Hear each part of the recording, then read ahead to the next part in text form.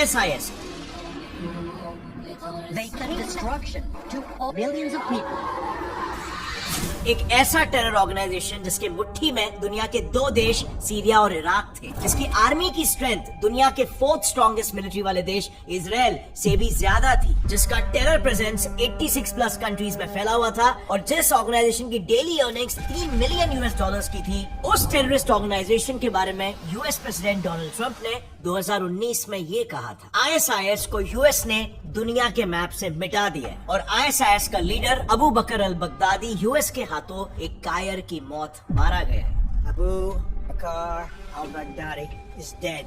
He was the founder and leader of ISIS. He died like a dog. He died like a coward. Donald Trump के इस announcement के बाद दुनिया की हर news agency बस सिर्फ एक ही बात को कवर कर रही थी, बगदादी इज डेड और ISIS पूरी तरीके से खत्म हो चुका है। बट वेट ओवर हियर, इसी साल 6 नवंबर को इंडियन सिक्योरिटी एजेंसी ने 2 टेररिस्ट को अरेस्ट किया, यूपी स्टेट में एक बड़ा टेररिस्ट अटैक प्लान कर रहे थे और इन्वेस्टिगेशन में ये टेररिस्ट कौन से ऑर्गेनाइजेशन से निकले, ISIS। और इंडिया का ये केस कोई इकलौता केस नहीं है। 16 अक्टूबर 2023 को बेल्जियम में 2 लोगों को ISIS टेररिस्ट ने दिन दहाड़े गोली मार दी। ऐसे ही हमारे पास डेटा एंड फैक्ट्स है जो ये बता रहे हैं कि सिर्फ इसी साल फ्रांस, अफगानिस्तान, कॉन्गो, सीरिया और ऑलमोस्ट पूरी दुनिया में ISIS के अटैक्स कंटिन्यूअसली बढ़ते जा रहे हैं। तो अब सवाल यहाँ पर यह आता है कि यूएसए के पब्लिकली अनाउंस करने के बावजूद ये ISIS आखिर जिंदा कैसे है और ये अचानक से इतनी तेजी से कैसे फैल रहे? क्या यूएस ने कभी ISIS को खत्म किया ही नहीं? वेल, इसका जवाब है हाँ भी और ना भी। यूएस का बगदादी को मारने वाला ऑपरेशन तो अल्ट्रा सक्सेसफुल रहा, लेकिन उस ऑपरेशन के अंत में यूएस से एक बहुत बड़ी चूक हो गई। एक ऐसी चूक कि उसकी वजह से ISIS ने 2 नए स्ट्रेटेजीज अपना लिए जो इतने सक्सेसफुल रहे कि आज भी ये ऑर्गेनाइजेशन कैंसर की तरफ फैल रही है और यूएसए इसे रोक भी नहीं पा रहा है।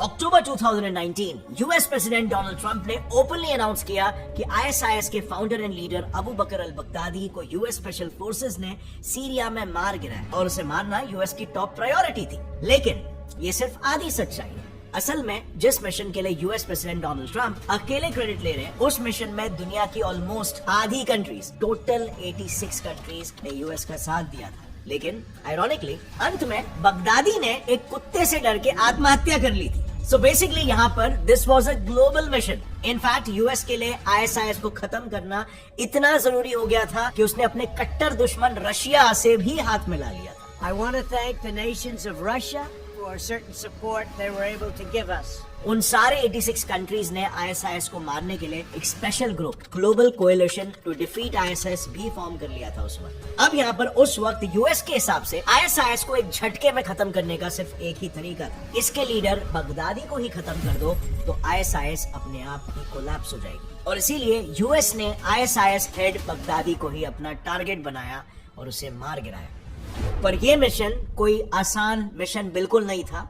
बगदादी कोई कच्चा खिलाड़ी नहीं था। उस तक से पहुंचने में यूएस जैसे सुपर पावर को ऑलमोस्ट 6 साल लग गए। बगदादी काफी सीक्रेटिवली नॉर्दर्न सीरिया में लोकेटेड एक छोटे से गांव बरेशा के आउटस्कर्ट्स में रहता था और ये जगह इतनी ज्यादा आइसोलेटेड थी कि दुनिया के बड़े बड़े इंटेलिजेंस एजेंसीज को इस जगह के बारे में कोई भी खबर नहीं थी। बगदादी ने स्मार्टली अपने आप को सारे इलेक्ट्रॉनिक कम्युनिकेशन से भी दूर रखा था, जिससे वो कंप्लीटली अनट्रेसेबल था। इसके जगह वो बाहरी दुनिया से कांटेक्ट करने के लिए ह्यूमन मैसेंजर्स का सहारा लेता था। बेसिकली बगदादी कम्युनिकेट करने के लिए अपने किसी करीबी के थ्रू मैसेज को भेजा करता था और रिसीव करता। अब इसी वजह से यहाँ पर यूएस ये समझ गया था कि अगर उन्होंने उसके मैसेंजर्स को पकड़ लिया तो समझ लो बगदादी मिल गया, और इसीलिए यूएस ने फिर इंटेल का जाल बिछाना शुरू कर दिया। इंटरेस्टिंगली ये जाल बिछने के कुछ ही महीनों बाद फाइनली यूएस के हाथ लग गए उसके 2 खुफिया मैसेंजर्स, एक बगदादी का एकदम करीबी आदमी और दूसरा उसकी खुद की बीवी।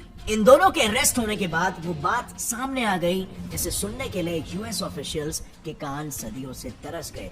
अबू बकर अल बगदादी का लोकेशन। इन मैसेंजर्स के हिसाब से बगदादी नॉर्थ वेस्टर्न सीरिया के बारेशा गांव के एक काफी आइसोलेटेड और सीक्रेटिव कंपाउंड में रह रहा था। नाउ ये इन्फॉर्मेशन सही था या बगदादी का कोई नया ट्रैप, इसे वेरीफाई करने के लिए अमेरिकन इंटेलिजेंस एजेंसी CIA ने सीरियन और इराकी कर्डिश इंटेलिजेंस की मदद ली। इसके बाद तीनों एजेंसीज ने मिलकर वहां के लोकल्स को एज इंटेल एजेंट्स रिक्रूट करना शुरू कर दिया। इसका नतीजा ये हुआ, ह्यूमन इंटेल का एक ऐसा वेब क्रिएट कर दिया गया जिसने बगदादी की लोकेशन झट से वेरीफाई कर ली। इसके बाद उन्होंने बगदादी के हर मूवमेंट पर नजर रखना शुरू कर दिया। बगदादी किस रूट से आ जा रहा है, कहां पे रुक रहा है, सब कुछ यूएस इंटेलिजेंस एजेंसी को पता चल रहा था। और फिर इसके बाद इन इंटेल सोर्सेस से बगदादी की लोकेशन का कंफर्मेशन मिलते ही US special operation command centre में राउंड्स ऑफ डिस्कशन शुरू हो गए। बगदादी के ऊपर ड्रोन से हमला किया जाए या एयर स्ट्राइक से उसे मारा जाए। बट इस डिस्कशन में यह फाइनल हुआ कि बगदादी को यूएस स्पेशल फोर्सेस के कमांडोज उसके ही घर में घुस के मारेंगे। ये ग्राउंड ऑपरेशन का डिसीजन इसीलिए लिया गया क्योंकि बगदादी के मरने की फेक न्यूज पहले भी कई बार वायरल हो चुकी थी, मगर इस बार यूएस उसकी डेथ को लेकर एकदम श्योर होना चाहता था। और इतने साल बाद मिले इस मौके को यूएस ऑफिशियल्स किसी भी हाल में गंवाना नहीं चाहते थे। और इसीलिए यूएस स्पेशल ऑपरेशंस कमांड ने इस मिशन की एक प्रॉपर प्लानिंग और ब्लूप्रिंट प्रेसिडेंट को सबमिट की और प्रेसिडेंट ट्रंप ने इस ऑपरेशन को अप्रूव करते हुए इस ऑपरेशन का नाम एक अमेरिकन हॉस्टेज काइला म्यूलर जी के नाम पर रखा।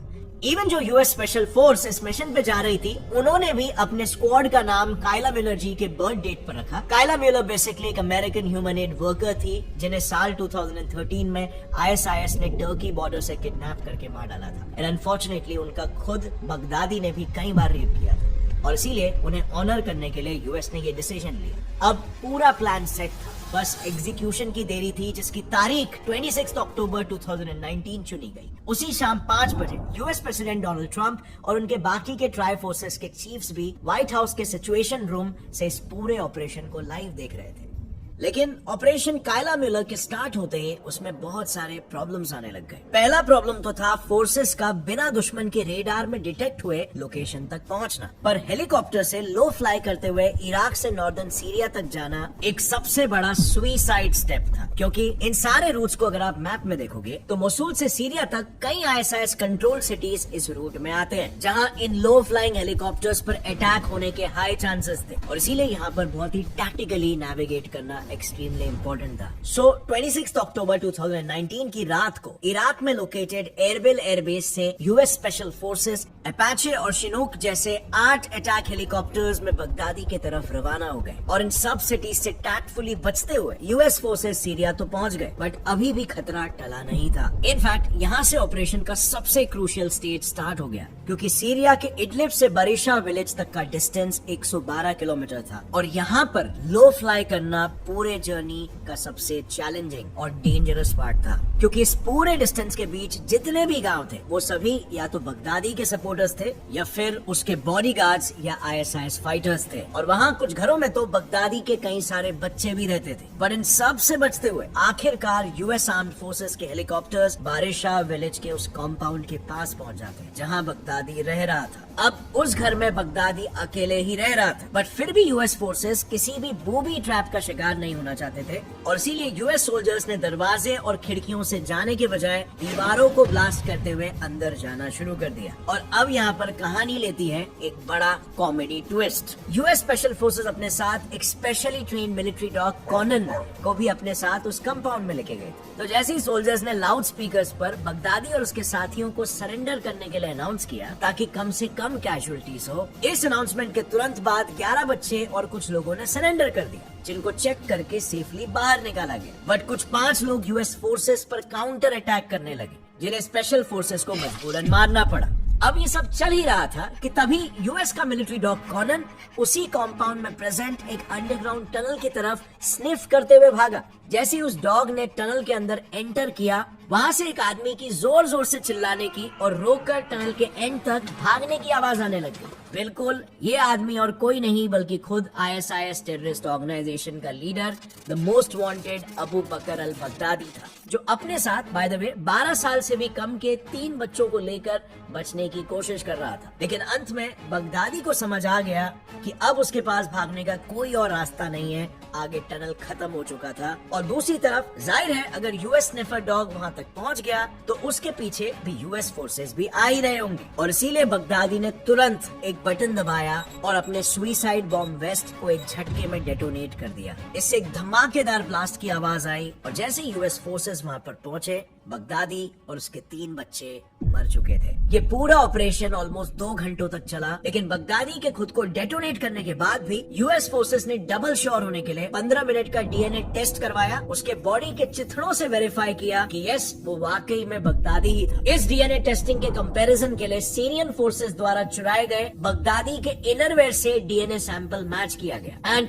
101% कंफर्म होने के बाद ही दुनिया में ऐलान किया गया कि बगदादी मारा गया है। लेकिन पिक्चर यहाँ पर खत्म नहीं होती। आज बगदादी के मरने के बाद भी जो अटैक्स दुनिया भर में हो रहे हैं वो होना तय था, क्योंकि आईएसआईएस एक टेरर ऑर्गेनाइजेशन से ज्यादा एक रिलीजियस आइडियोलॉजी बन चुकी है, जिसको बगदादी के बाद टिल डेट 5 अलग अलग कलीफ कंटिन्यू करते आ रहे हैं। जैसे बगदादी के मरते ही सेकंड कलीफ बना अबू इब्राहिम अल हाशिमी अल कुराश, लेकिन 2 फरवरी 2022 को जैसे यूएस फोर्सेस अल कुराशी को सीरिया में घेरती है, वैसे ये भी खुद को सुइसाइड बॉम्ब से डेटोनेट कर लेता है। फिर इसके बाद तीसरा खलीफ बनता है अबू अल हसन अल हाशिमी अल कुराशी, ये भी खुद को सीरियन फोर्सेस के डर से सुइसाइड बॉम्बिंग से मार लेता है। आईएसआईएस के चौथे खलीफ अबू अल हुसैन की मौत तो सीरिया के एक लोकल ग्रुप तहरीर अल शाम के साथ क्लैश में हो जाती है, और ऐसे करके एक के बाद एक सारे लीडर्स मारे जाते हैं, और मोस्ट ऑफ द लीडर्स के असैसिनेशन के पीछे यूएस का ही हाथ है। Let me ask you a question over here, क्या आपको कोई पैटर्न नजर आ रहा है? वेल, यही पैटर्न बन जाता है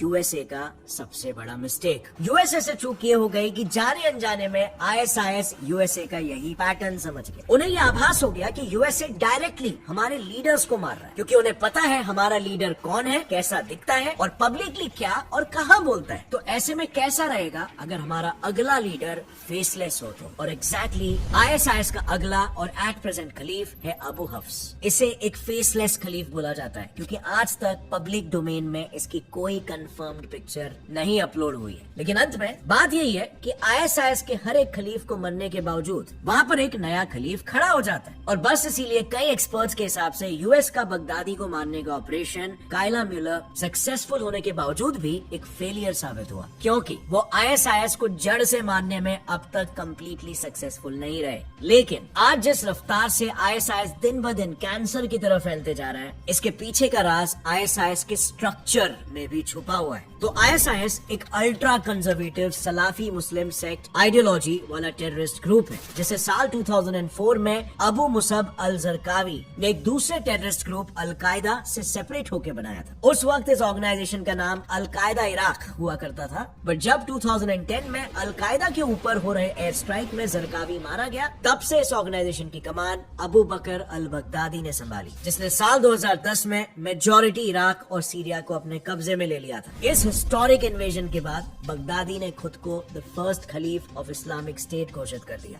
और इस कैप्चर्ड लैंड को कैलिफेट यानी land under Islamic rule declare कर दिया, और इसके बाद से AQI बन गया आईएसआईएस यानी Islamic state of Iraq and Syria. अब ये नया आईएसआईएस पहले से भी ज्यादा खतरनाक इसीलिए था क्योंकि ये अपनी आइडियोलॉजी लिटरली कैंसर की तरह पूरी दुनिया में फैलाते गए। इनका पहला तरीका था लोगों को डायरेक्टली उनके आर्मी में भर्ती करवाना। आईएसआईएस अक्सर लैंड्स को कैप्चर करती थी और फिर वहाँ के लोगों को 2 तरीकों से आईएसआईएस आर्मी में शामिल करती थी, एक फोर्सफुली और दूसरा रेडिकलाइजेशन फैलाकर। इस हैवी रिक्रूटमेंट से आईएसआईएस के पास अपने पीक पीरियड में ऑलमोस्ट 2 लाख से भी ज्यादा की आर्मी हो गई थी, जो कि मिडिल ईस्ट और वर्ल्ड की 4th पावरफुल कंट्री इजराइल की आर्मी से भी 25% ज्यादा थी। Can you imagine that? In captured recruits के अलावा साल 2015 तक आईएसआईएस ने दुनिया भर से ऑलमोस्ट 30,000 प्लस लोगों को रिक्रूट किया था, जिसमें अनफॉर्चुनेटली इंडियन गवर्नमेंट की ऑफिशियल रिपोर्ट्स के हिसाब से 66 इंडियंस भी थे। अब आईएसआईएस ने जो दूसरा प्रोसेस अपनाया वो इतना यूनिक था कि आज भी इसके वजह से आईएसआईएस बिना किसी प्रॉपर सेटअप के एक्टिव है, और जिससे आईएसआईएस सिर्फ सीरिया इराक में ही फिजिकली कॉन्सेंट्रेटेड होने के बावजूद दूर देशों तक जैसे कि फ्रांस, स्वीडन, यूएस और अन्य कंट्रीज के लोगों को गुमराह करके उनमें अपनी मानसिकता डाल के उन्हें टेररिस्ट में कन्वर्ट कर पाती है। ये स्ट्रैटेजी है लोन वुल्फ अटैक स्ट्रैटेजी। साल 2016 यूएस के ऑरलैंडो में एक अकेले आईएसआईएस अटैकर ने नाइट क्लब में ओपन फायरिंग करके 49 लोगों की जान ले ली और 58 लोगों को इंजर कर दिया। उसी साल फ्रांस के बसील डे परेड में भी एक ISIS रेडिकलाइज इंसान ने एक ट्रक से 86 लोगों की जान ले ली और करीब 434 लोगों को इंजर कर दिया। साल 2017 यूके में एक मशहूर American pop singer Ariana Grande की म्यूजिकल कॉन्सर्ट में एक सुइसाइड बॉम्बर ने अपने साथ 22 लोगों की जान ले ली और 239 लोग घायल हो गए। ये सारे अटैक्स ISIS के लोन वुल्फ्स ने किए, क्योंकि इन सारे अटैक की जिम्मेदारी ISIS ने लेते हुए उन अटैकर्स को कई बार पब्लिकली प्रेज भी किया। ISIS के पास ऐसे लोन वुल्फ अटैकर्स की पूरी आर्मी है जो इतने पावरफुल हो चुके हैं कि उन्होंने US और यूरोप के कई कंट्रीज में अब तक 1200 प्लस किलिंग्स की है, और ये सब कुछ बिना ISIS के साथ फिजिकली कांटेक्ट में है। बेसिकली ये होता ऐसे है, जिनको भी ISIS ऑन साइट यानी कि सीरिया में रिक्रूट नहीं कर पाती, उनको वो लाखों किलोमीटर दूर बैठे ऑनलाइन ही रेडिकलाइज करके रिक्रूट कर लेते हैं और उनके साथ अक्सर उनके ही देश में लोन वुल्फ अटैक्स प्लान करते हैं। बेसिकली लोन वुल्फ अटैक एक ऐसा टेररिस्ट अटैक होता है जो एक ही इंसान अकेला पूरा प्लान करता है और एग्जीक्यूट करता है। CNN की रिपोर्ट के हिसाब से ISIS इस लोन वुल्फ अटैक वाली आर्ट को मास्टर करने के पीछे लगे हुए हैं। एंड कई एक्सपर्ट्स के हिसाब से ये भी एक मेन रीजन हो सकता है बगदादी के मरने के बाद भी, जैसे कि मैंने शुरू में बताया, ISIS अटैक्स पूरी दुनिया में हो रहे हैं अपने एजेंडा को आगे फैलाने के लिए। सो क्या आपके हिसाब से इन अटैक्स को रोका जा सकता है? क्या ISIS की न्यू स्ट्रैटेजीज पर पानी फेरा जा सकता है, या फिर they will continue to proliferate? अपने ओपिनियंस को नीचे कमेंट्स में जरूर शेयर करना, मैं जानना चाहता हूँ आप क्या सोचते हो इस बारे में। और US का सिर्फ ISIS ही बड़ा दुश्मन नहीं था, बल्कि हाल ही में खबर ऐसी आई है कि USA हिरोशिमा से भी 25 गुना ज्यादा बड़ा न्यूक्लियर बॉम्ब बना रहा है। अब इतने बड़े न्यूक्लियर बॉम्ब बनाने के पीछे एग्जैक्ट वजह क्या हो सकती है? क्या इजराइल पैलेस्टीन वजह है, या फिर USA चाइना को काउंटर करना चाहता है? आपको क्या लगता है? वेल, इस मुद्दे पर मैंने ऑलरेडी एक डिटेल वीडियो बना लिया है, जिसे आप यहाँ पर क्लिक करके देख सकते हो। और अगर आपको ये वीडियो पसंद आई तो एक लाइक जरूर ठोकना, और जितना हो सके इस वीडियो को शेयर करो। See you next time in another knowledge field video. तब तक के लिए टेक केयर।